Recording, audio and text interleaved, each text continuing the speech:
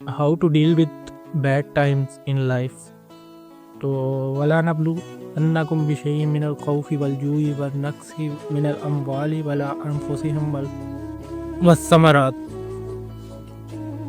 تو ہر مسلمان یا انسان پر برا وقت آتا ہے اور آئے گا.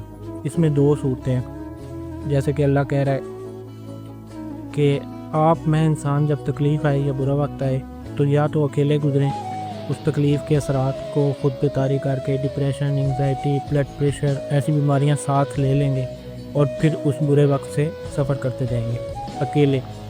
ٹھیک ہے، تو یہ ممکن نہیں ہوگا کہ پھر ان بیماریوں سے ہماری جان چھوٹ جائے پوری زندگی.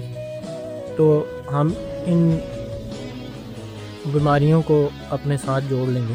ایک تو یہ طریقہ کار ہے، اور دوسرا طریقہ یہ ہے کہ ہم برے وقت میں اللہ کو ساتھ لے کے چلیں. ٹھیک ہے، تو برے وقت میں جو اچھے وقت میں ساتھ ہے وہ برے وقت میں بھی ساتھ ہونا چاہیے، یعنی اللہ. انسان پھر جو ہے بے خوف ہو کے گزرے گا برے وقت سے اور برے ٹائم سے، اللہ کے ساتھ خوشی سے گزرے گا برے وقت سے.